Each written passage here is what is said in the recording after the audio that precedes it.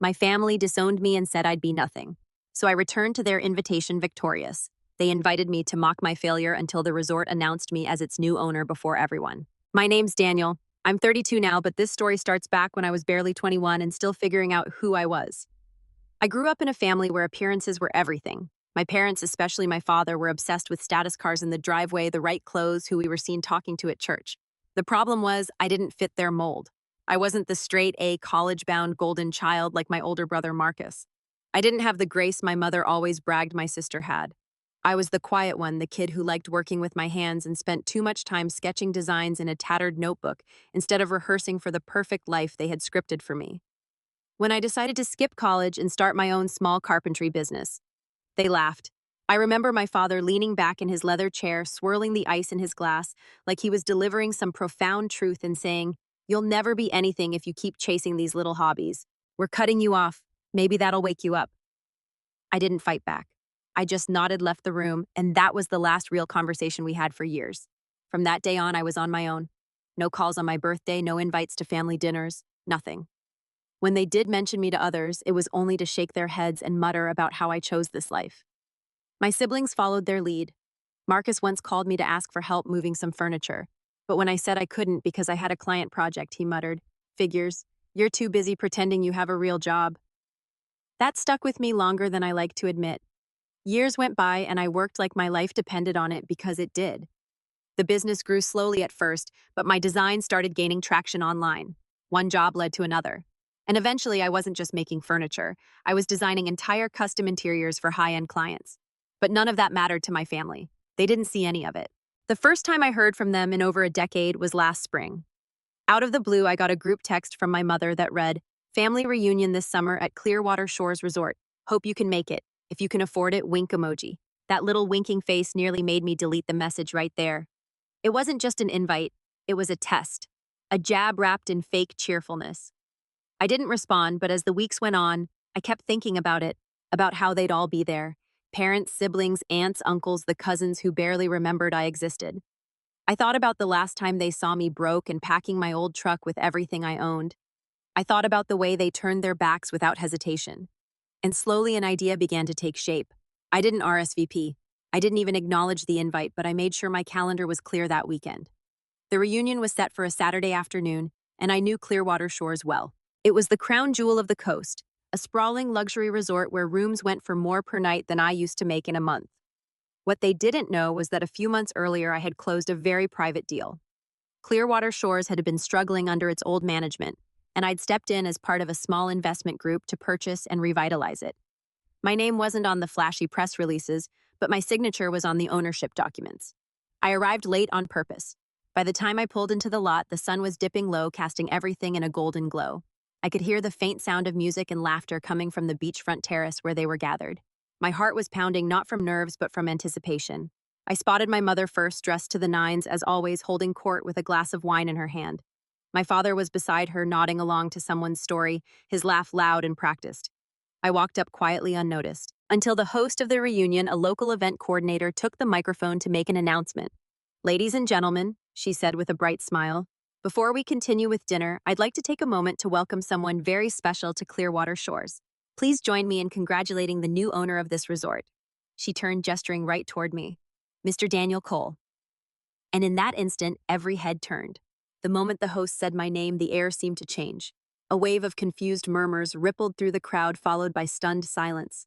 My mother's smile froze mid-sip, her wine glass hovering just below her lips.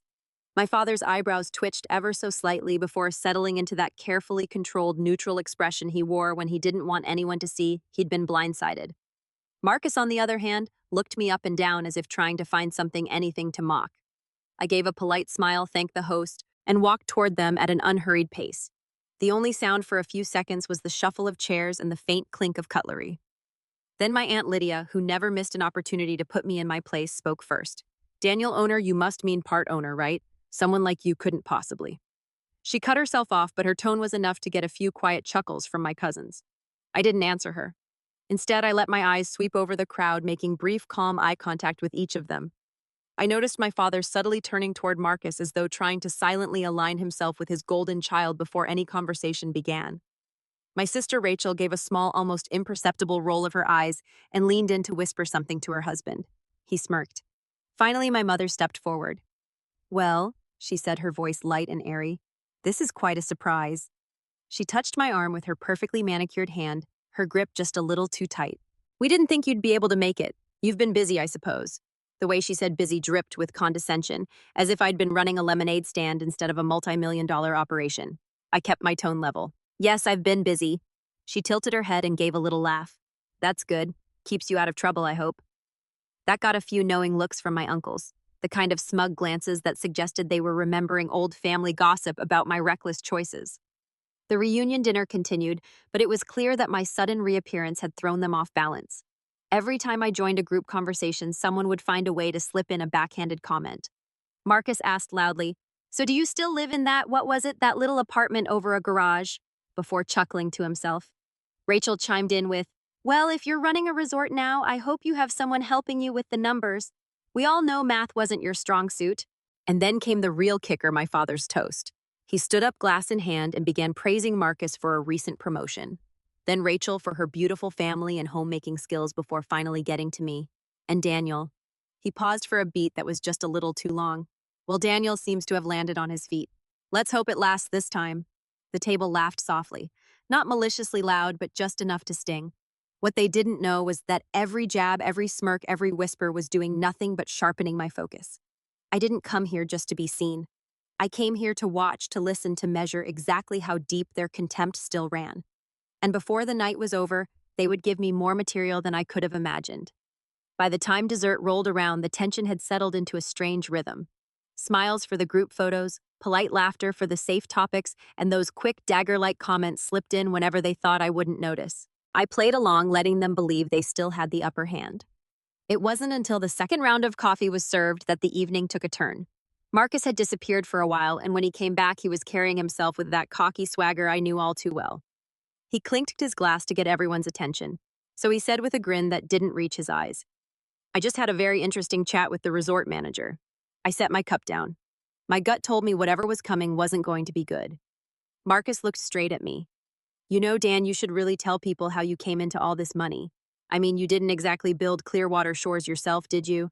He let that hang in the air, scanning the crowd for reactions. "Some might say you just got lucky. Right place, right time, maybe even took advantage of someone." A few people shifted in their seats. My mother's lips curled in a satisfied little smirk, like she'd been waiting for this. I didn't take the bait, but before I could even form a reply, my father chimed in. "It's true," he said, his voice carrying that faux wise tone he loved to use when he thought he was being objective. "Opportunities like this don't just happen to people without connections. I just hope you're not mixed up in anything questionable. We wouldn't want the family name dragged through the mud." That word family burned hotter than the coffee in my hand. Rachel added her own flourish. "Oh, come on. You know how it works, Dad. People with smaller businesses find a way to latch on to bigger ones. It's not exactly the same as earning it." I could feel the eyes of my extended family on me, weighing, judging. This wasn't curiosity. They were trying to rewrite my story right in front of me. Stripped me of the one thing I'd fought for, the fact that I'd done it on my own. Then Marcus leaned closer to my father and said, just loud enough for everyone to hear, "Maybe we should talk to our friends on the board here, see if they know the full story." And that's when it clicked. This wasn't just casual humiliation. They were trying to undermine me in front of the very people who now worked for me to plant seeds of doubt about my integrity. If this little performance worked, it could ripple through the resort staff, the local community, even my business partners. The betrayal wasn't just in their words. It was in the fact that they were willing to risk my livelihood to protect the narrative they'd built about me years ago. The one where I was the failure, the one where they were right to cut me off. I sat there in silence, letting them think they'd scored their point while something inside me hardened. Because if they wanted to test how much I'd really changed since the day they turned their backs on me, I was ready to show them. The rest of the evening felt like I was moving underwater. Conversations blurred together, every laugh from their side of the table landing like a slap. I stayed composed, but inside my chest felt tight, my jaw aching from holding back every word I wanted to throw at them. After Marcus's little stunt, I noticed something subtle but undeniable. People in the room were looking at me differently. The resort's head chef, who had been friendly earlier, now seemed hesitant when she passed my table. One of the servers, who greeted me with a warm smile at the start of the night, avoided eye contact completely. The poison my family had dripped into the air was already working. I slipped away before the official end of the reunion, heading down the dimly lit path toward the private villas on the edge of the property. The sounds of the party faded, replaced by the rhythmic crash of waves against the shore. The cool night breeze should have been calming, but it only made me feel more hollow. I sat alone on the villa's balcony, staring out at the moonlit water. My phone buzzed with a message from one of my business partners. "Heard some chatter tonight. Everything okay?" I typed back a simple "all good," then set the phone face down. The last thing I wanted was to explain myself. To admit that a few calculated whispers from my family were enough to make me feel like I was 21 again, broke, unwanted, and scrambling to prove my worth. That night, I barely slept. When I closed my eyes, I could still hear Marcus's smug voice, Rachel's condescending tone, my father's carefully aimed digs. I hated how easily they could still reach into me and twist the knife even after all these years. The next morning, I considered skipping the second day of events altogether. My first instinct was to retreat, cut my losses, let them have their little victory. I even packed a bag and had it sitting by the door. But then I caught my reflection in the mirror. I didn't see the kid they thought they'd left behind anymore. I saw someone who'd built something they couldn't even begin to understand. That was when the shift happened. Not loud, not dramatic, but a quiet decision settling into my bones. I realized I didn't have to argue with them or defend myself. That wasn't how you dismantle the narrative this old. You didn't fight their lies head on. You made them irrelevant. And the way to do that, let them talk all they wanted while I set the stage for a truth so undeniable, it would silence them without a single raised voice. I unzipped my bag, put everything back in its place, and started mapping out exactly how this would play out. The second day of the reunion dawned with the kind of golden light that made the whole resort look like it had been painted for a travel magazine. I stepped out onto my villa's balcony, the salty air filling my lungs. And for the first time since arriving, I didn't feel that tight knot in my chest. I had work to do both for the resort and for myself. Before heading to the main events, I made a quiet call to the general manager. We've been in touch often since the acquisition, but this was the first time I asked for something specific today. I said, "I want the full tour given to our most important guests. Private, discreet. I'll meet you in the lobby in 20 minutes. From there, the day became a subtle but deliberate display of presence. The general manager walked me through the spa renovations. I'd greenlit the new oceanfront suites. I'd personally helped design the contracts with local suppliers I'd insisted on to boost the community's economy.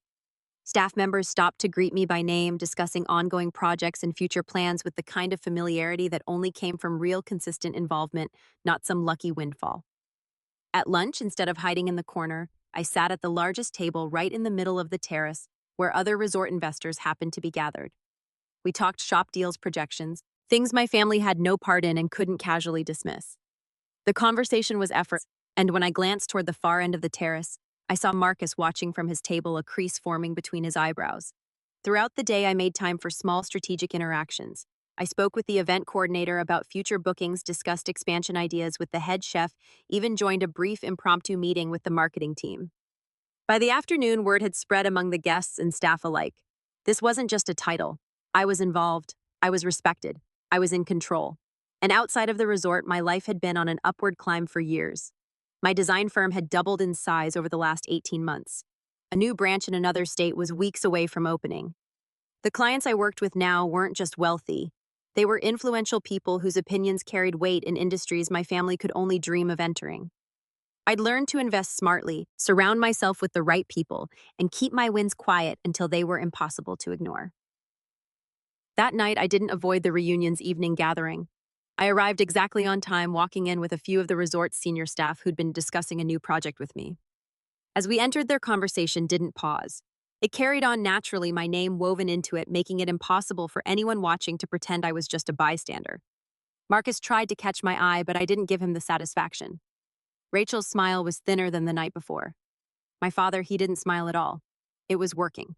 They could feel it.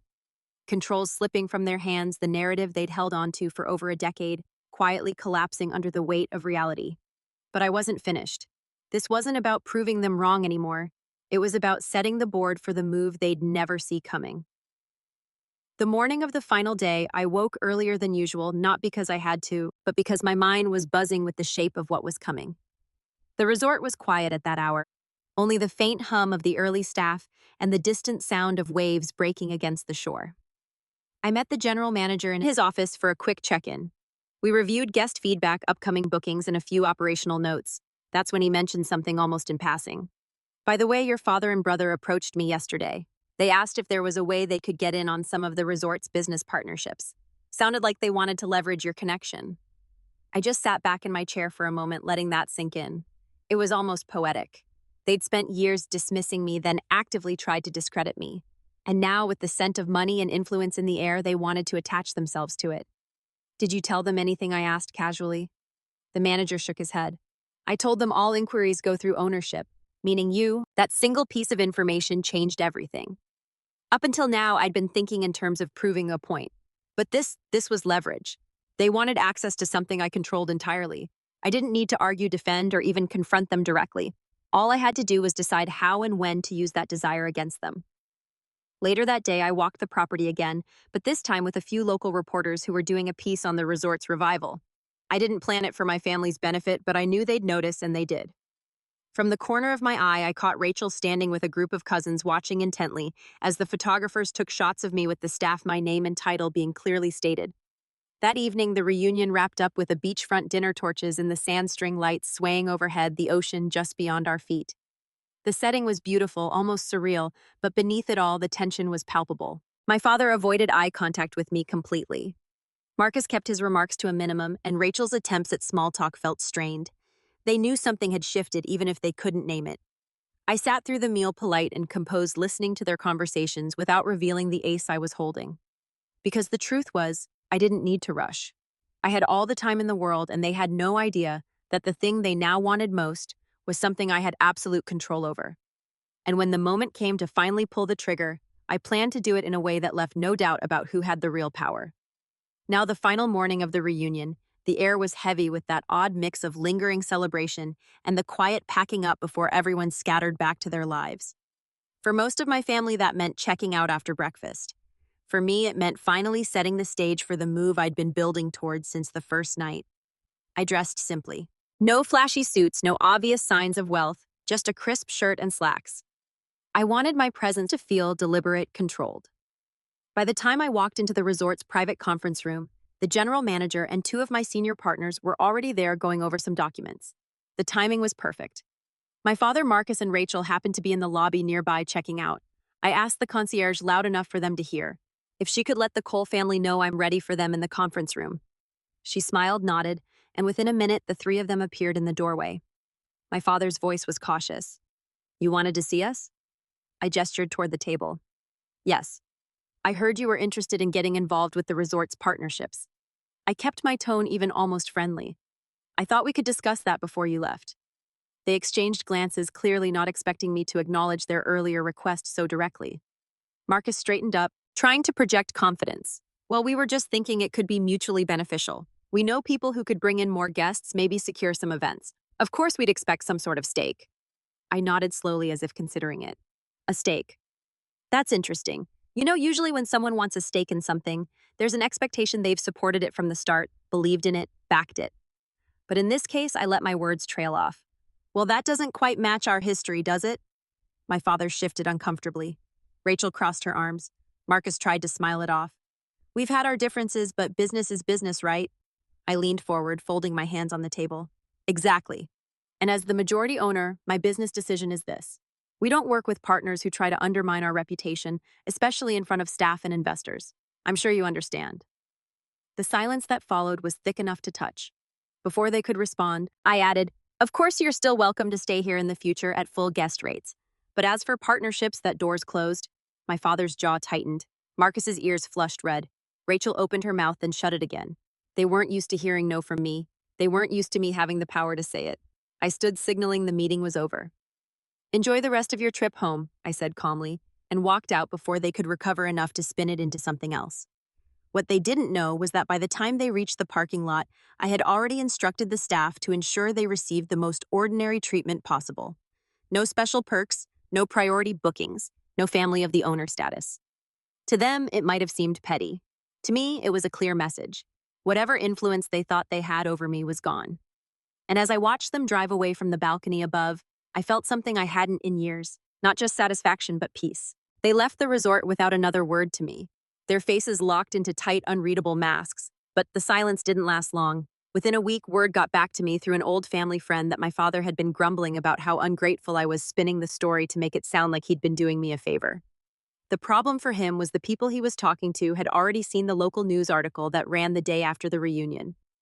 A glowing feature on Clearwater Shore's new ownership, complete with photos of me standing beside the staff quotes about my commitment to the community and a clear outline of my role as the driving force behind the resort's revival.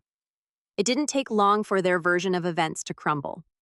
The same extended family who once nodded along to their Daniels a failure narrative started calling me directly, congratulating me, asking about bookings, even apologizing for listening to the wrong people. Marcus' attempts to leverage his name for deals around town backfired when people realized his connection to me was non-existent in business terms.